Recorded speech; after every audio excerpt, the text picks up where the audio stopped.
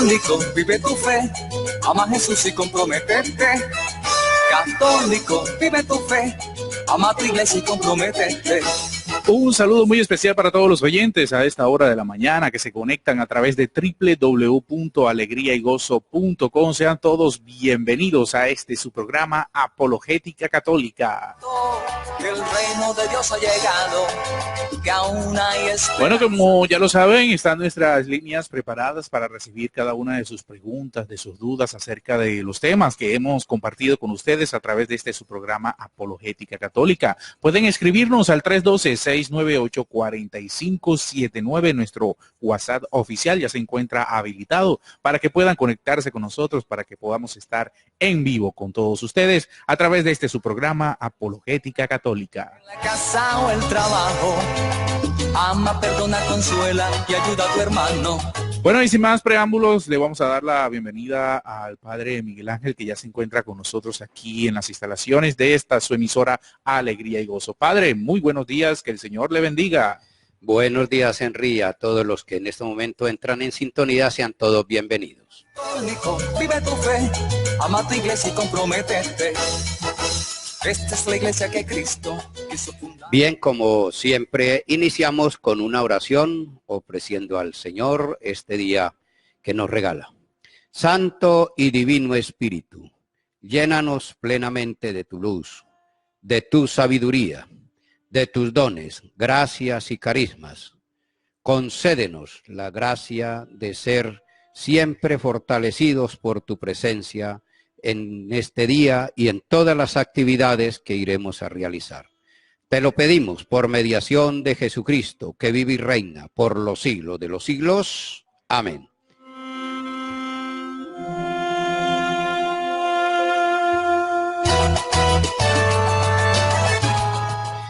Iniciamos entonces esta enseñanza en el nombre del Padre, del Hijo y del Espíritu Santo. Amén.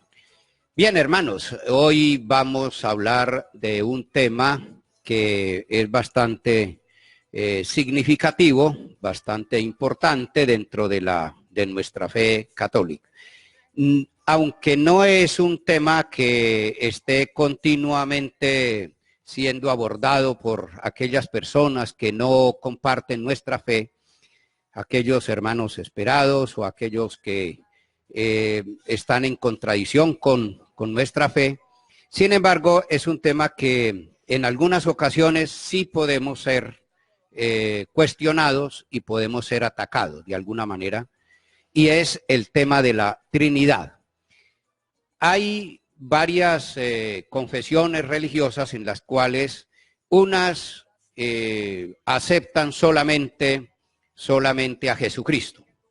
Porque hay un texto en el Evangelio, por ejemplo, el de la transfiguración del Señor, dice que allí Jesucristo quedó solo. Como quedó solo, entonces hay algunos que solamente creen en Jesucristo. Hay otros que solamente creen en Dios uno. No admiten a Jesucristo ni admiten el Espíritu Santo. Y que son como muy anclados al Antiguo Testamento. Y hay otros que, bueno, solamente el Espíritu Santo, solamente los pentecostales, por ejemplo, que ellos dicen que su iglesia nació en Pentecostés y por ello ellos se llaman así. En fin, el centro está allí. Nosotros creemos en un solo Dios, representado en tres personas distintas, en un solo Dios. Y la Sagrada Escritura lo refleja de las dos maneras. Presenta a Dios como uno y a Dios como trino. La Iglesia no propone como objeto de fe, como seguimiento de fe, como dogma, algo que no está en la Sagrada Escritura. Paradójicamente, muchas personas que no comparten nuestra fe, aquellos que nos persiguen de alguna manera y que nosotros le llamamos esperados, se dicen y se proclaman y ellos están pues como muy seguros de que solamente ellos cumplen y hacen lo que está en la Sagrada Escritura. Y como ya les he demostrado, ellos no cumplen eso, porque realmente una interpretación literal de la Sagrada Escritura genera muchas dificultades y muchos problemas, como ya lo vimos en algún tema anterior, hablando precisamente del purgatorio. Que ellos dicen que porque la palabra purgatorio no aparece en la Sagrada Escritura, entonces ellos no creen en el purgatorio, que eso es un invento de los curas, que eso es un invento de la iglesia, etcétera. Y eso no es verdad. Toda la doctrina de la Iglesia Católica, toda la doctrina está basada en la Sagrada Escritura. Si nosotros creemos en Dios uno y trino, es porque así está en la Sagrada Escritura. Porque está de las dos maneras. Es decir, aparece en muchas ocasiones uno y en otras trino. De modo que vamos a desarrollar ese tema en el día de hoy, con base en la Sagrada Escritura. Como vuelvo y le repito, no hay algo que proponga la Iglesia a aceptación de la fe del pueblo que no esté en la Sagrada Escritura. Todo está en la Sagrada Escritura, la confesión, bueno, la Trinidad, la virginidad de María, etcétera, en fin, todo. Todos los dogmas están en la Sagrada Escritura y precisamente con base en eso es que la Iglesia lo propone como objeto de fe y como experiencia de fe. De modo que eso es lo que vamos a ver hoy. Y hay otro punto que me parece importante antes de entrar en el tema como tal. Y es que hay que hacer una diferencia y hay que hacer una distinción entre trilogía y trinidad. Eso es importante hacer la diferencia, porque algunos se confunden y confunden a otros. Ellos creen que es lo mismo trinidad que trilogía y son dos términos distintos, diferentes, que nosotros voy a tratar de hacérselos notar y voy a tratar de explicarlos un poquito desde el punto de vista de la historia, de la filosofía y de la historia de la teología.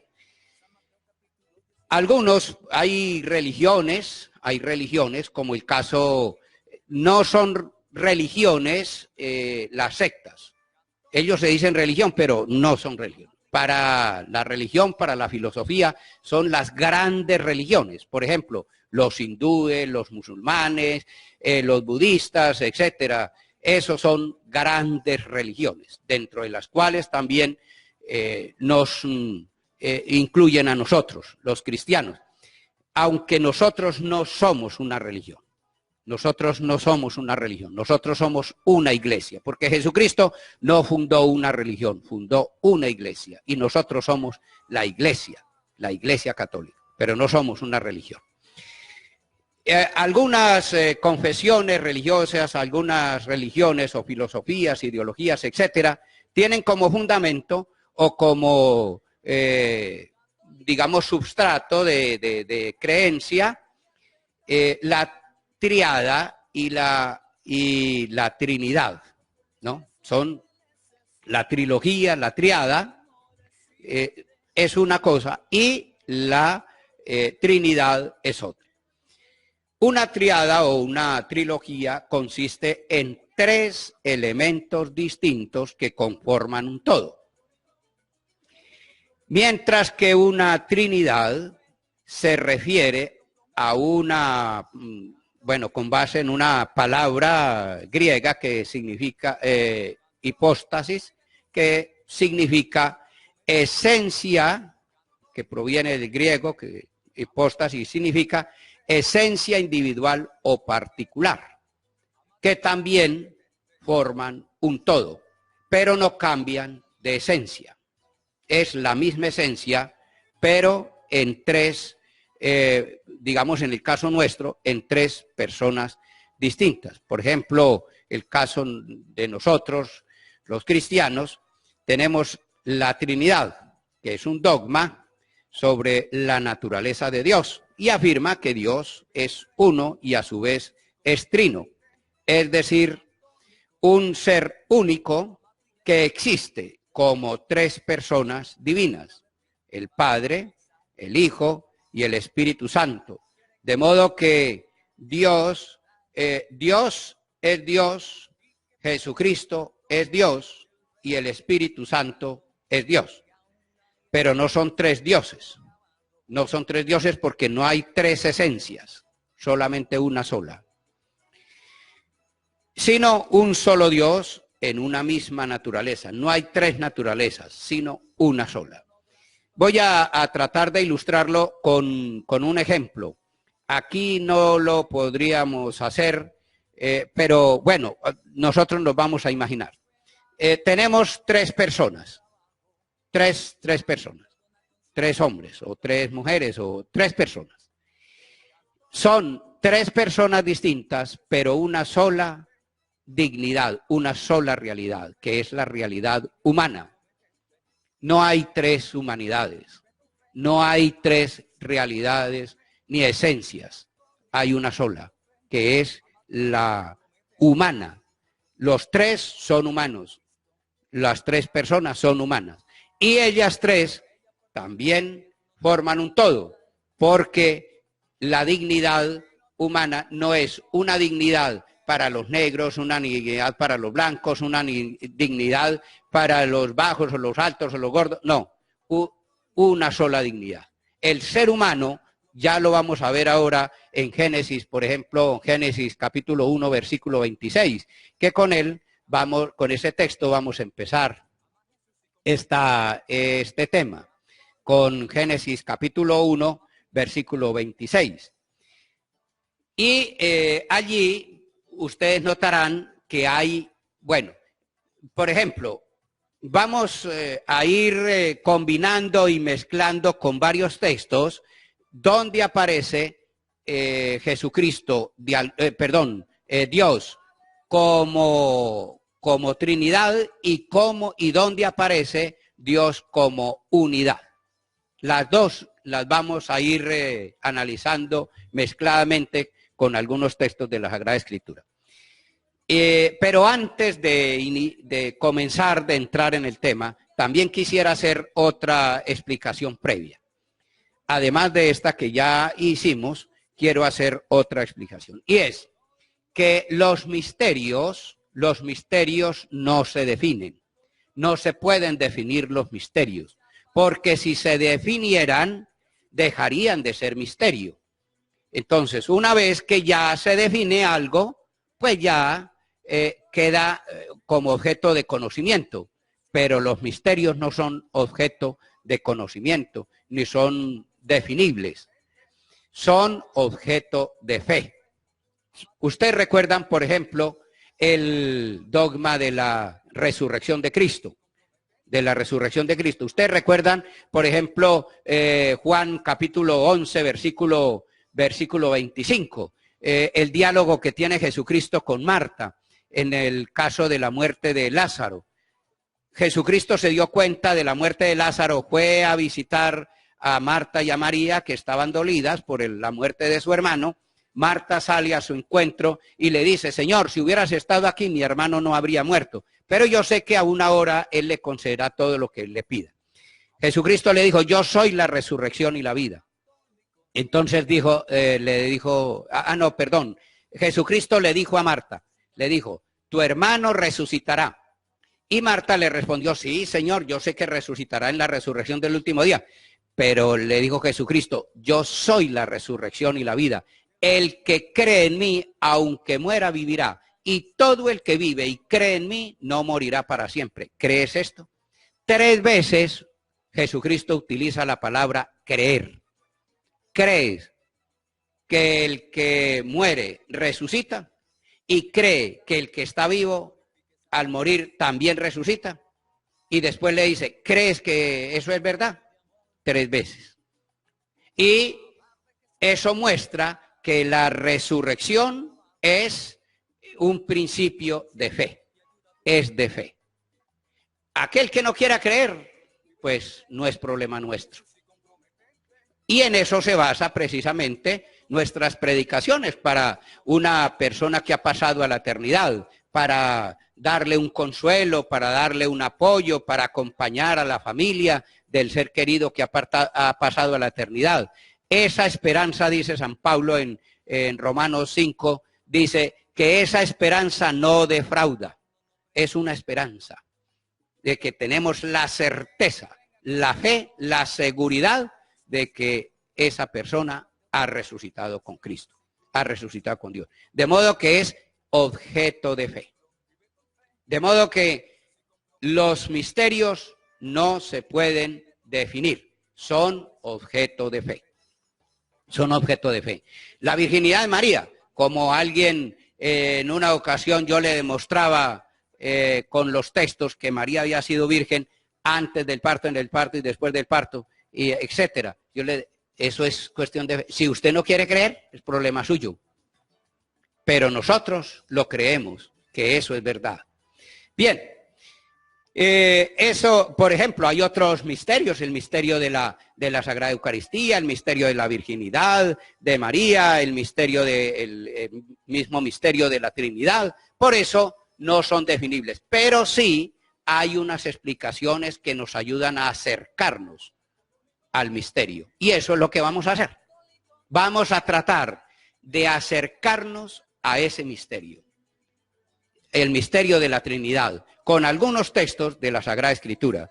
Y vamos a empezar con Génesis. Bueno, vamos a empezar con el versículo 1. Génesis capítulo 1, versículo 1, para que noten ustedes la diferencia. Allí va a hablar de uno, o sea, un solo Dios. Un solo Dios. Pero notemos una diferencia ahora más adelante. Vamos a escuchar, por ejemplo, Génesis capítulo 1, versículo 1. Cuando Dios en el principio creó los cielos y la tierra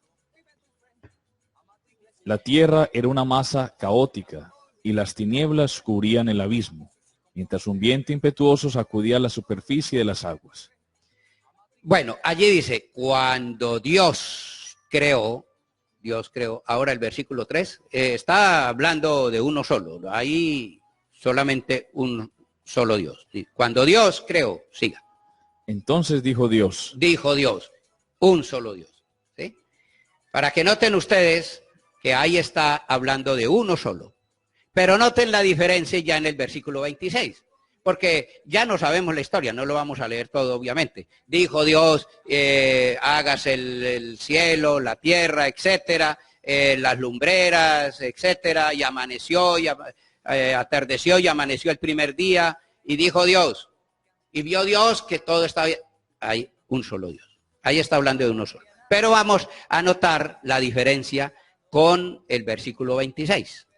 Dijo entonces Dios, hagamos al ser humano. Ahí están los dos. Dijo entonces Dios. ¿Otra vez?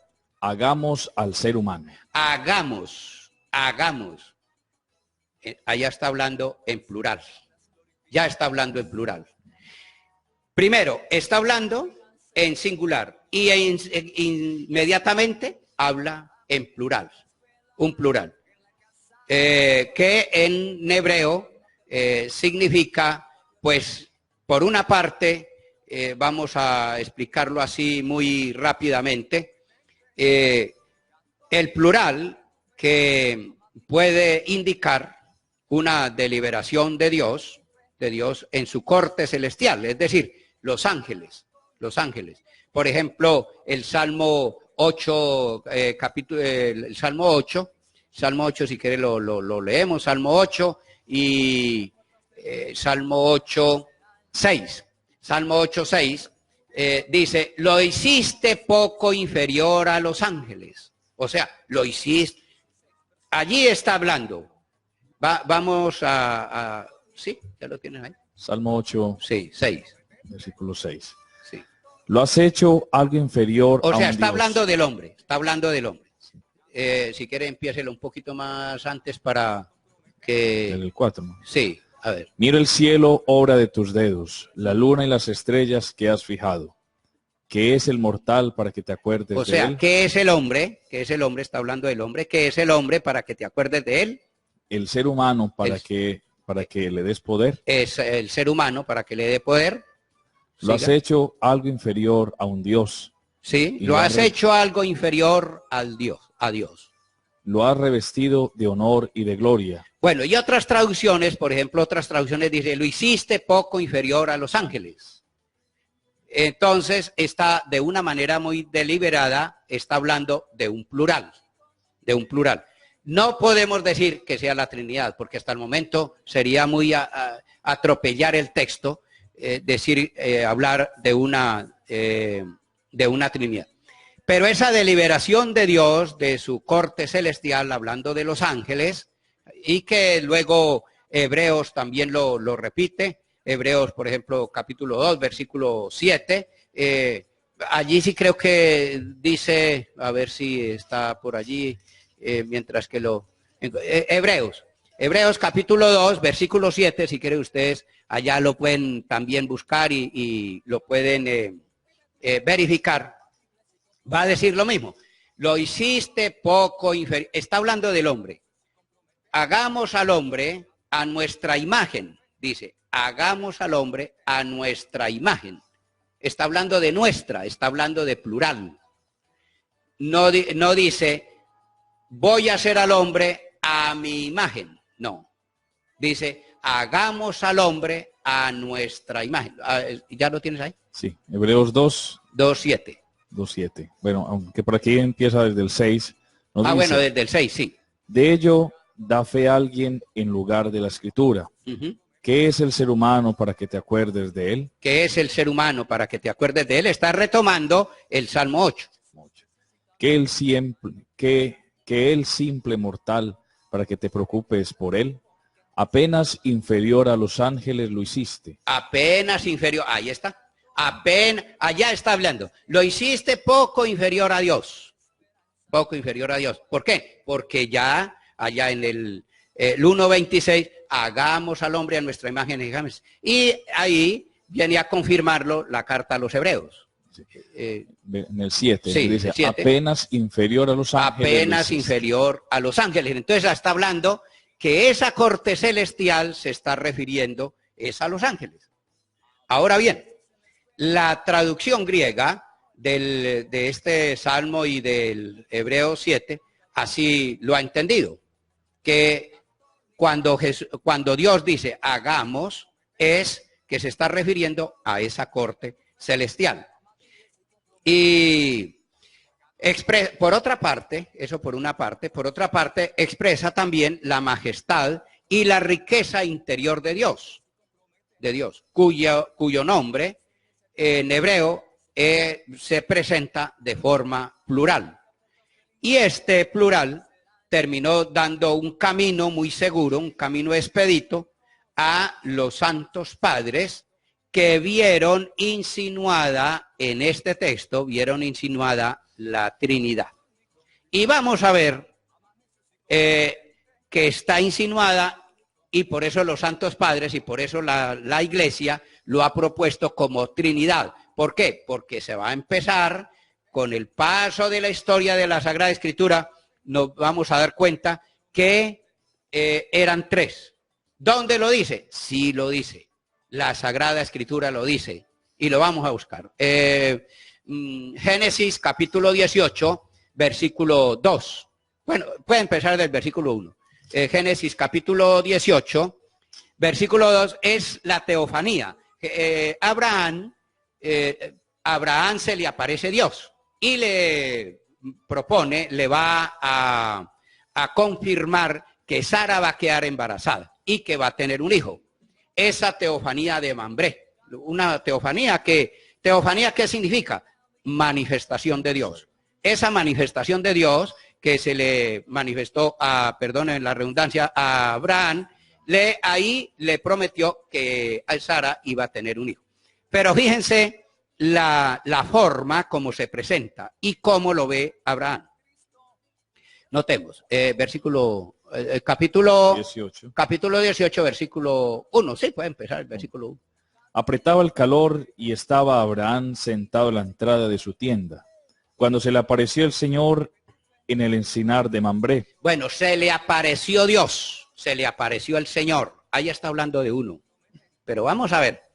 No, van a afinar bien el oído y como ya muchos ya me han escuchado decir, vamos a comernos este caramelo y vamos a comernos este postre. Aquí está. Van a afinar bien el oído y verá. Dice, al alzar la vista, vio a 3 hombres de pie al frente de él. Otra vez. Repita. Al alzar la vista, vio a 3 hombres de pie enfrente de él. Bueno, por tercera vez. Al alzar la vista, vio a 3 hombres de pie frente a él. Y dice en el versículo 1, ¿cómo es que empieza en el versículo 1? Apretaba el calor y estaba Abraham sentado a la entrada de su tienda cuando se le apareció el Señor. Ahí no está hablando si le aparecieran 3 señores. No. Se le apareció el Señor. ¿Y Abraham cuántos vio? Abraham hombres. Vio 3. 3 hombres.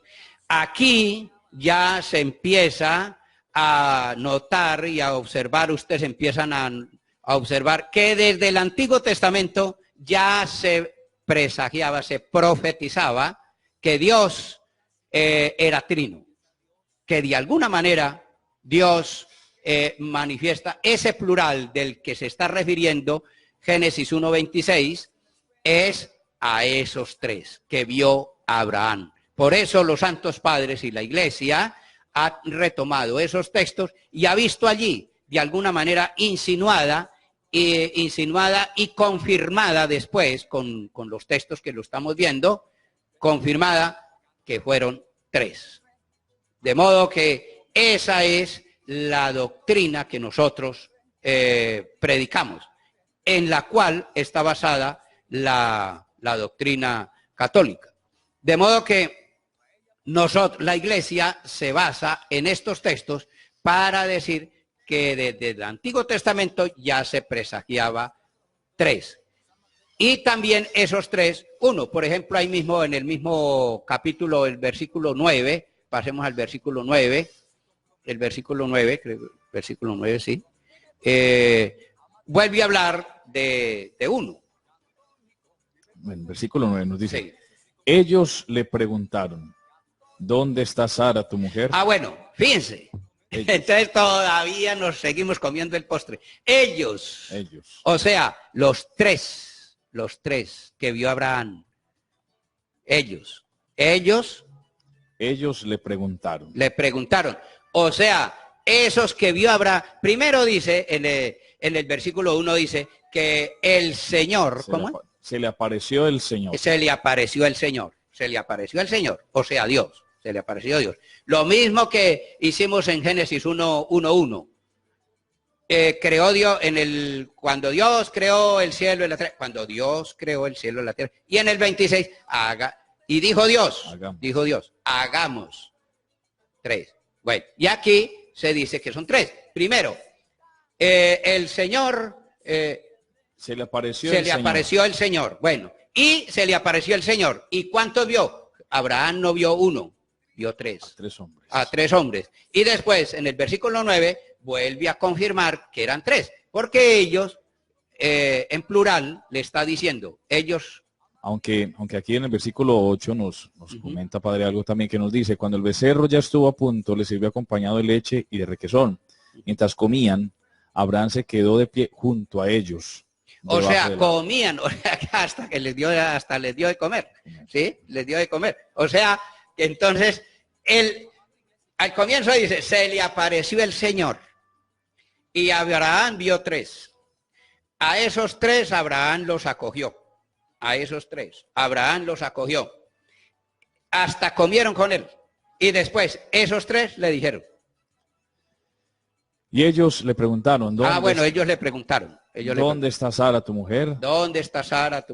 Bueno, Abraham respondió, ahí en la tienda. Uno de ellos le dijo. ¿Cuál sería? Bueno, puede ser el Padre, puede ser el Hijo, puede ser el Espíritu Santo. Uno de ellos le dijo, el año próximo volveré sin falta a visitarte. ahí ya está hablando otra vez de uno solo. De uno solo. Uno solo. Para que noten ustedes que los tres son uno. Los tres son uno solo. Ya ahí no está hablando.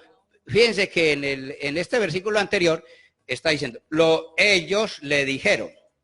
Y aquí ya, ¿qué versículo es ese? Ese es el 10. El 10, el versículo 10, dice, él, ¿cómo es? Uno de ellos le dijo. Uno de ellos le dijo, no, pero en el siguiente. El año próximo volveré Sí. sin falta a visitarte. Ujú. Y para entonces Sara, tu mujer, habrá tenido un hijo. Habrá tenido un hijo.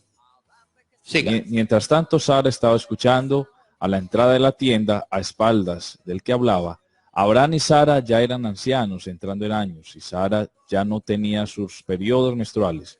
Bueno, ya ustedes conocen la historia, ya conocemos la historia, ahí ya viene, pero para que ustedes observen cómo está jugando con los dos, con el trino y con uno.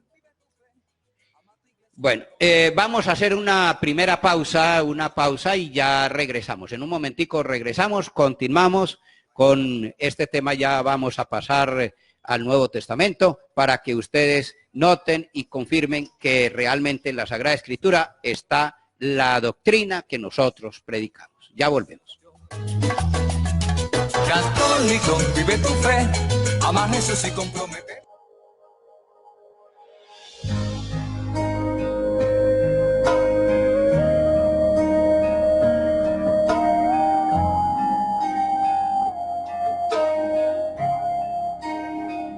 Vengo ante ti con mi dolor, sin fuerzas, sin voz, y te veo ahí, y solo quiero entregarte todo lo que tengo en mí. Quiero lavar tus pies con mi llanto, con mi llanto. Quiero lavar tus pies con mi llanto, con mi llanto. Me rindo. Me rindo, me rindo, me rindo a ti, Señor. Me rindo, me rindo.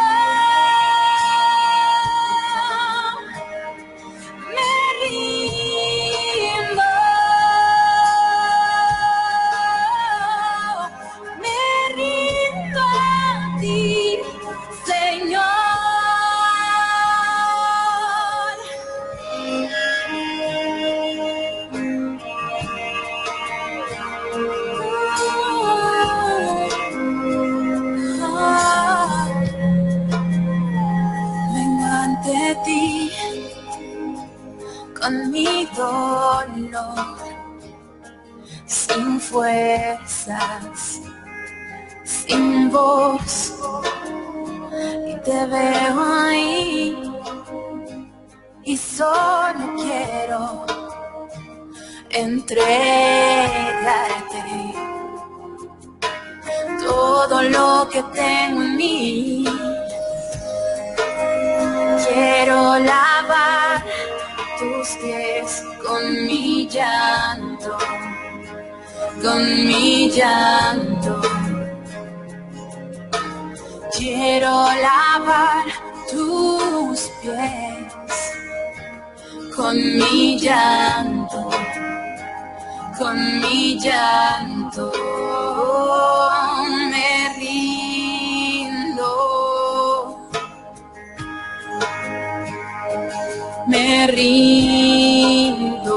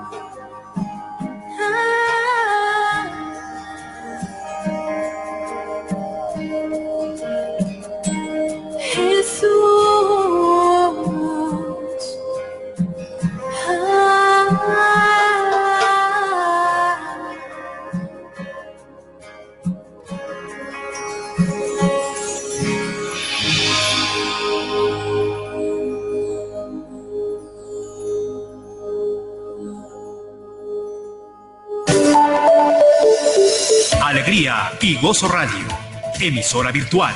Sintonícenos en www.alegriaygozo.com o a través de nuestra app Radio Alegría y Gozo, transmitiendo desde Valledupar, Colombia, para el mundo.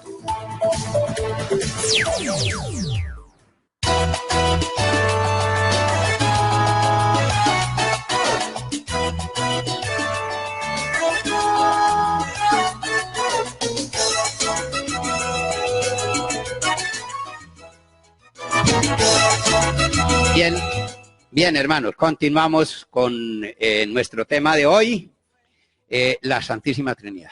Ya para hablar un poquito y ya pasar al Nuevo Testamento, porque nos interesa es afianzar lo que la Iglesia ha dicho sobre la Santísima Trinidad, y como este dogma de la Santísima Trinidad, afianzado en el Nuevo Testamento, obviamente.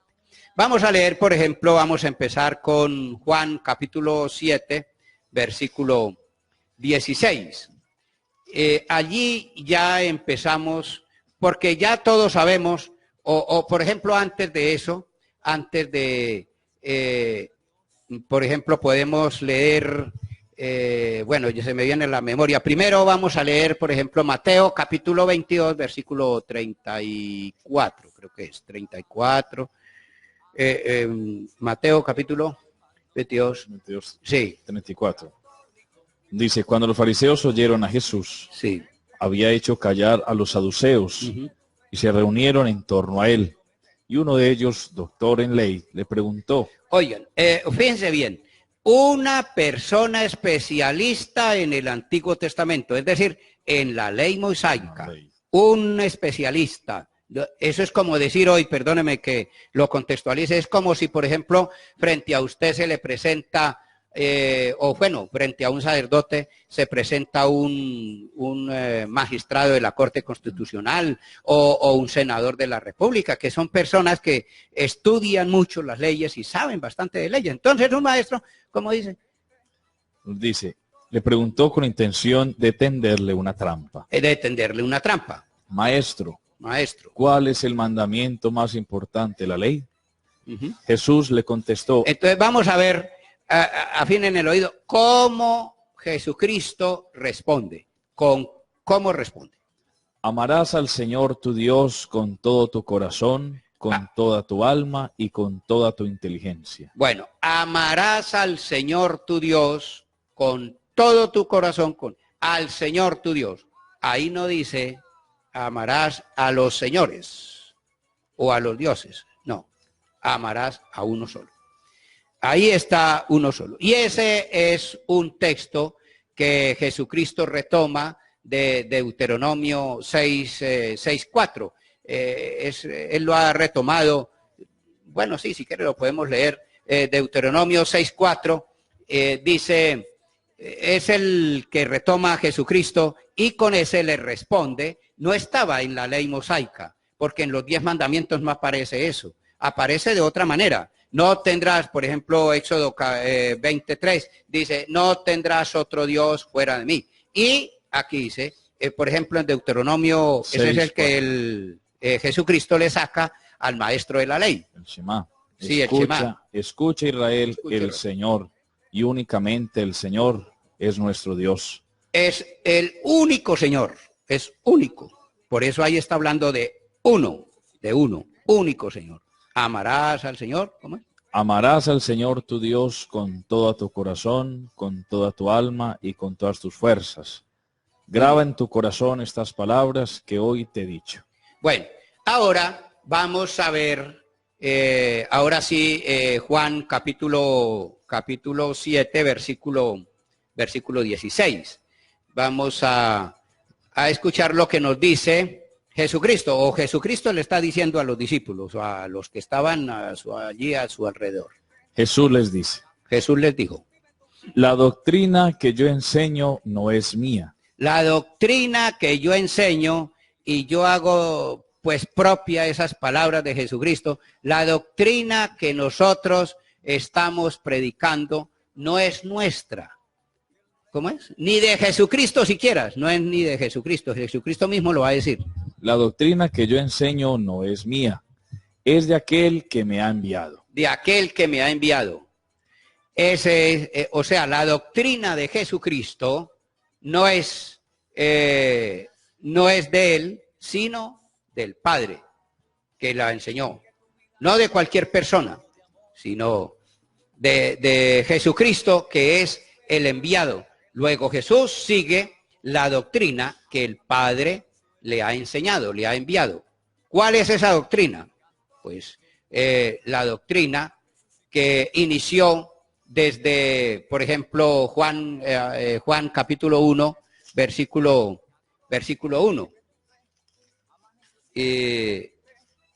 ¿Cuál fue la doctrina que Jesucristo, desde ahí hasta desde el capítulo 1:1 hasta el capítulo 17, hasta el final del capítulo 17, esa fue la doctrina. Pero noten ustedes que ya desde el versículo 1 empieza a hablar de la unidad, La doctrina que nosotros enseñamos o la que predicamos no es de la iglesia, no es inclusive ni el mismo Jesucristo, no, es de Dios, Fíjense lo que dice Juan 1:1. En el principio ya existía la palabra, y la palabra estaba junto a Dios, y era Dios. Vean, ahí está. Nosotros decimos que ¿quién es la palabra? La palabra es Jesucristo. La palabra es Jesucristo. Y dice, al principio existía la palabra y la palabra estaba con Dios y la palabra era Dios. Entonces ahí está, primero separando y luego uniendo al mismo tiempo. Y siga que vale la pena continuar, sí. Ya en el principio estaba junto a Dios, y todo fue hecho por medio de ella. Por medio de ella. Y nada se hizo sin contar con ella. Nada se hizo sin contar con ella. Cuanto fue hecho, era ya vida en ella, y esa vida era luz para la humanidad. Era luz para la humanidad. Ahora, para que ustedes vean cómo la Sagrada Escritura maneja un hilo conductor, una clave de lectura, Colosenses capítulo 1, versículo 15. Lo puede empezar desde el versículo 2. Vamos a empezarlo desde el versículo 2. Para que noten ustedes cómo, es decir, cómo la Sagrada Escritura y lo que hace y dice la Iglesia y propone la Iglesia, como ya les he dicho infinidad de veces, es basado en la Sagrada Escritura. Y perdóneme que insista, pero y que lo diga así como con emoción, pero aquellos que se dicen especialistas en la Sagrada Escritura, no se apoyan en la Sagrada Escritura, sinceramente. Se apoyan en ella, pero de una manera sesgada, de una manera amañada, de una manera tergiversada. Porque, por ejemplo, que ellos digan que la cruz es maldita, eso no lo dice en ninguna parte de la Sagrada Escritura. Y que se dicen especialistas en la Sagrada Escritura, y eso no lo dice en ninguna parte. En ninguna parte dice que María tuvo más hijos, y ellos sí lo predican. Colosenses capítulo 1, versículo 15. Y ellos sí predican que María tuvo más hijos y que por eso María no es virgen. Y yo les he demostrado con textos, con capítulos y versículos, la virginidad de María y que María tuvo un solo hijo, no tuvo más. Pero ellos para que noten ustedes cómo tergiversan ellos la Sagrada Escritura. Como yo una vez le decía a una persona, ¿usted realmente cumple lo que la Sagrada Escritura dice? Si cumple lo que la Sagrada Escritura dice, vamos a ver si es cierto, si usted lo cumple. Porque fíjense, todo lo que la Iglesia propone como objeto de fe, experiencia de fe, para ser creíble, para seguirlo, es con base en la Sagrada Escritura, con base en la Sagrada Escritura.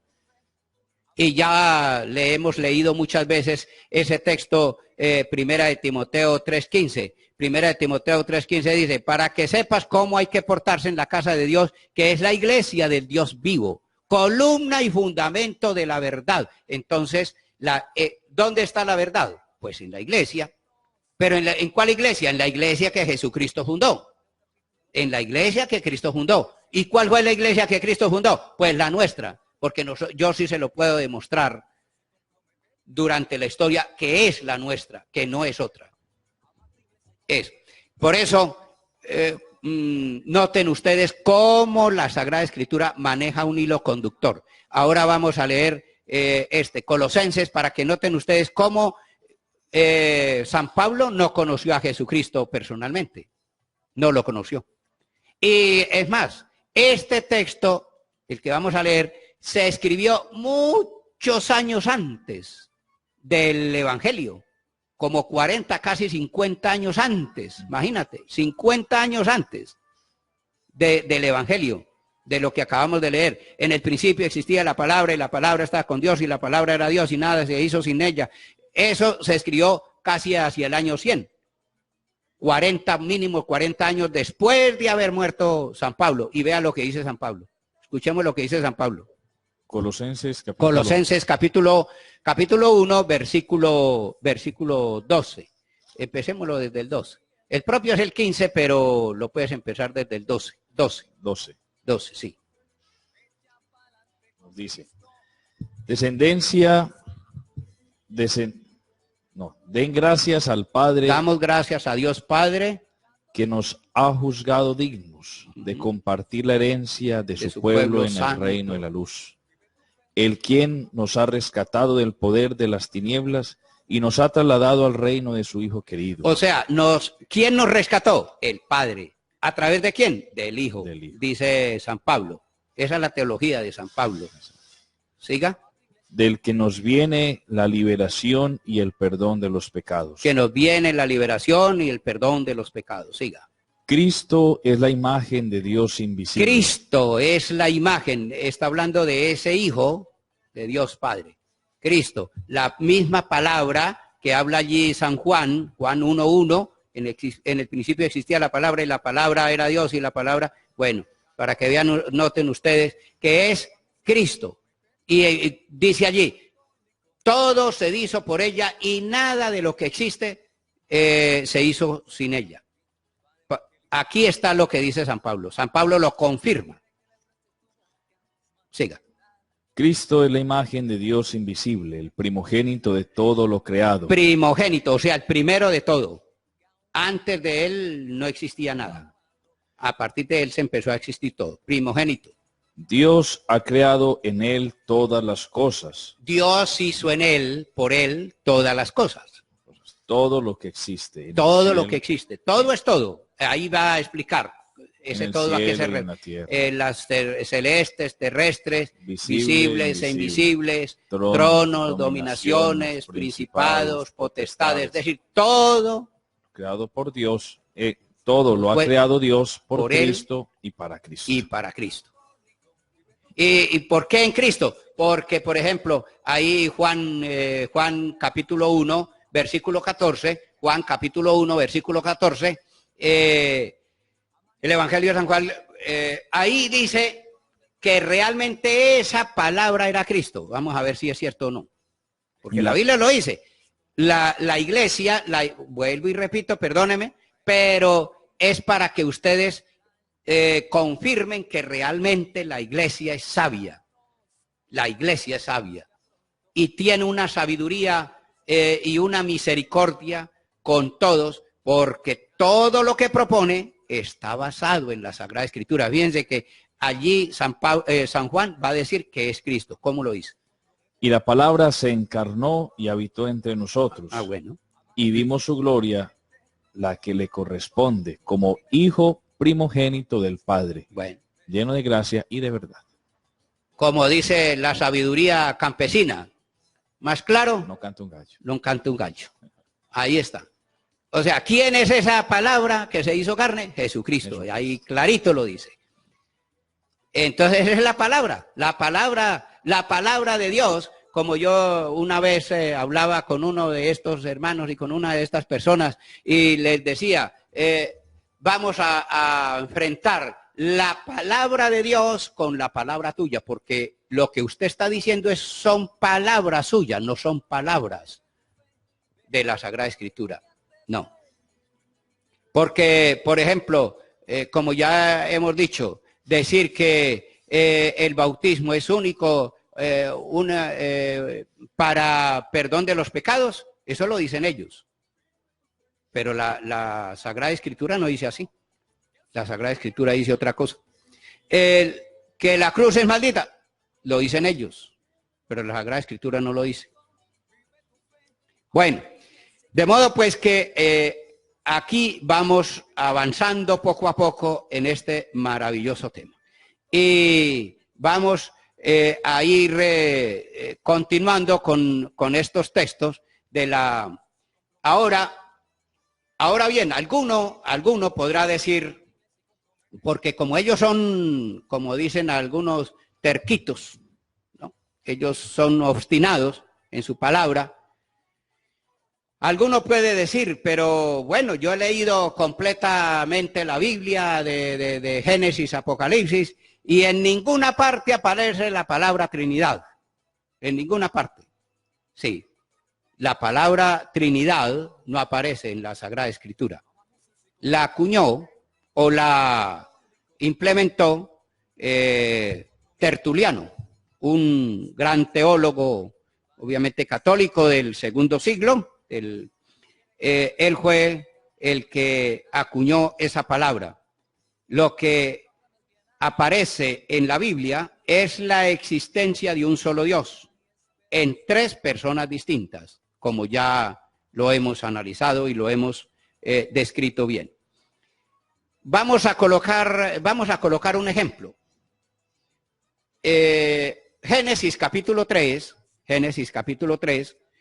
ustedes notarán, no lo vamos a leer porque pues es largo, ¿cierto? Pero sí podemos leer algún pedacito del Génesis capítulo 3.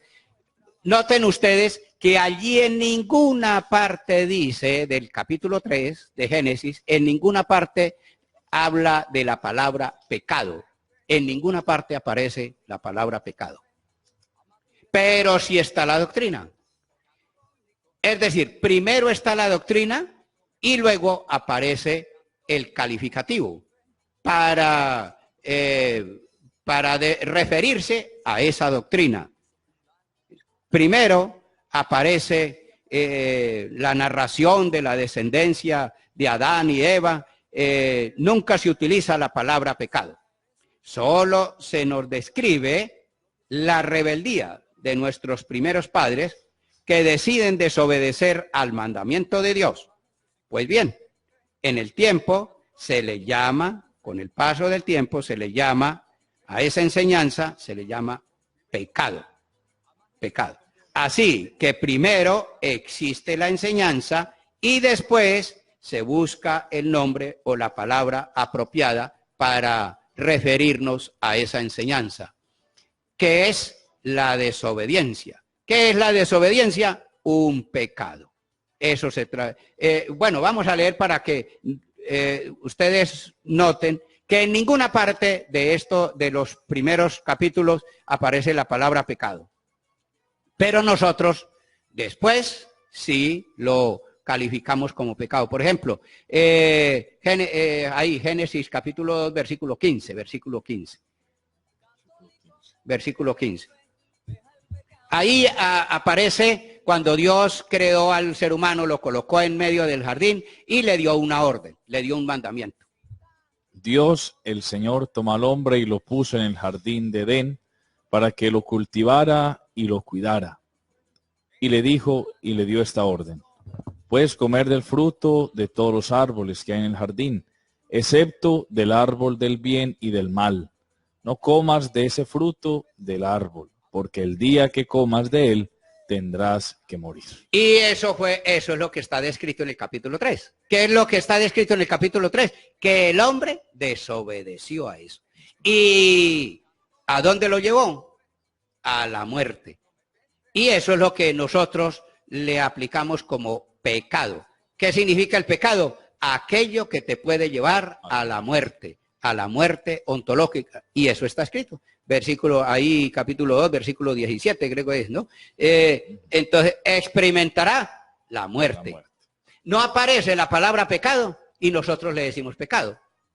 Allá, por ejemplo. No aparece la palabra Trinidad, pero nosotros le decimos así. ¿Por qué? Porque aparece lo que ya he descrito y lo que ya hemos explicado. La doctrina de la Trinidad. Alguno, pues también podrá decir, bueno, pero ¿qué tiene que ver eso con la Trinidad? Bueno, como sucede en la televisión y en las novelas, para el próximo capítulo, para que no se lo pierdan. El próximo capítulo, la próxima vez, vamos a explicar bien qué tiene que ver esto que hemos explicado con lo de la Trinidad. Vamos a terminar por el día de hoy, a presentarle al Señor nuestro día y nuestras actividades, diciendo todos, Padre nuestro, que estás en el cielo, santificado sea tu nombre. Venga a nosotros tu reino, hágase tu voluntad en la tierra como en el cielo. Danos hoy nuestro pan de cada día, perdona nuestras ofensas, como también nosotros perdonamos a los que nos ofenden. No nos dejes caer en la tentación y líbranos del mal. Y a la Virgen María, Madre de Dios y Madre nuestra, para que ella nos acompañe también en este día, vamos a ella encomendarle todas nuestras actividades. Dios te salve María, llena de gracia, el Señor es contigo. Bendita tú eres entre todas las mujeres, y bendito es el fruto de tu vientre Jesús. Santa María, Madre de Dios, ruega por nosotros los pecadores, ahora y en la hora de nuestra muerte. Amén.